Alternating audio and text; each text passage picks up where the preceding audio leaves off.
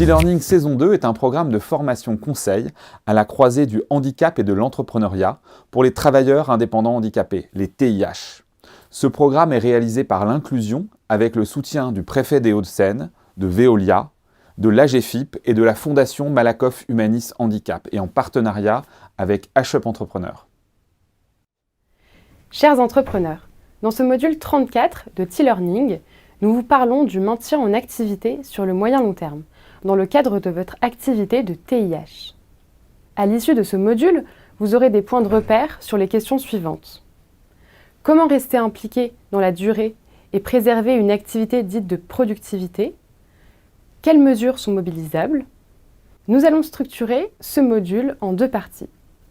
Premièrement, nos conseils pour se maintenir en activité sur le moyen long terme.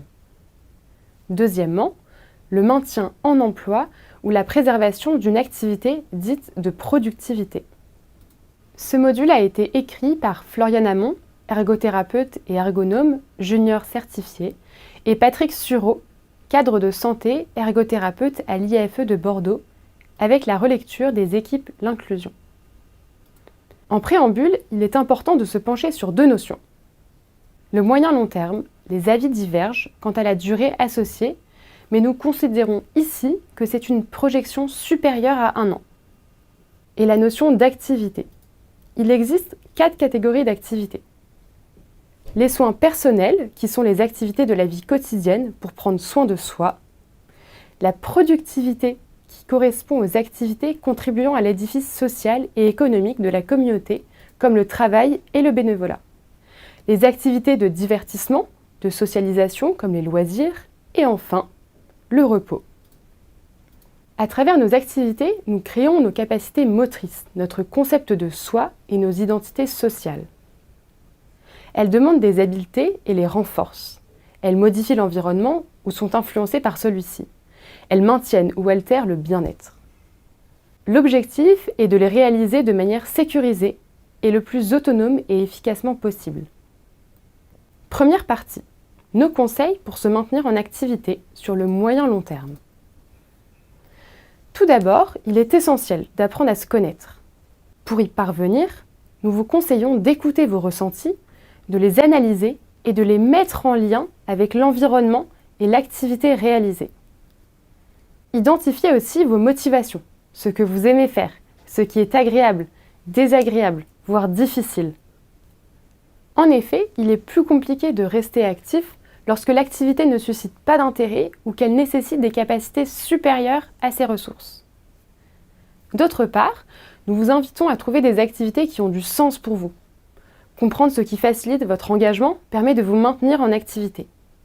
Par exemple, vous souhaitez privilégier le travail collectif car les moments de convivialité partagés vous permettent de trouver du sens dans votre activité. Ensuite, pour maintenir votre motivation, fixez-vous des objectifs SMART pour spécifique, mesurable, atteignable, réaliste et temporel. Par exemple, si vous avez des difficultés sur votre poste de travail, votre objectif peut être le suivant. La semaine prochaine, appelez mon médecin du travail pour prendre rendez-vous. D'autre part, nous vous recommandons de trouver un équilibre occupationnel et d'apprendre à gérer votre fatigabilité. Pour cela, identifiez les activités les plus énergivores et celles qui sont ressourçantes, puis trouvez votre équilibre sur la journée, la semaine, le mois et alternez les activités. Cet équilibre occupationnel est précaire et peut être ébranlé par des accidents de la vie, un travail entraînant du surmenage, etc. Un lien direct est observé entre le travail et la vie privée. L'un impacte l'autre et inversement. La théorie des petites cuillères de Christine Miserandino l'illustre bien. Nous commençons la journée avec un certain nombre de cuillères, symbole d'énergie. Et si se préparer le matin ou se rendre au travail représente déjà pour vous une activité énergivore, vous aurez moins de cuillères disponibles pour le reste de la journée et devrez faire avec. L'équilibre occupationnel passe également par la définition de son rythme de vie. Certains trouvent leur motivation dans une routine, alors que d'autres préfèrent ne pas avoir d'organisation fixe pour lutter contre la lassitude et le désintéressement. Se maintenir en activité passe également par une activité physique régulière si vous le pouvez. L'objectif est d'être dynamique pour prévenir toute dégradation de santé. Enfin, même si votre emploi du temps est chargé, n'oubliez pas l'importance de vos soins comme votre séance chez le kiné ou le psychologue, car ils permettent de maintenir vos capacités fonctionnelles et donc de rester en activité. Deuxième partie, le maintien en emploi ou la préservation d'une activité dite de productivité. La démarche de maintien dans l'emploi, qui correspond au maintien sur le poste ou au reclassement interne sur un autre poste, est réalisée en collaboration avec plusieurs acteurs. Vous-même, en qualité d'employeur et de personne bénéficiaire, le service de santé au travail, médecin du travail, MSA, CARSAT, Comet France, etc. Cap Emploi qui analysera avec vous votre situation, votre poste de travail, les leviers et les freins et préconisera des moyens de compensation. Les cofinanceurs des solutions comme la sécurité sociale, la MDPH, la GFIP, etc. Votre médecin traitant.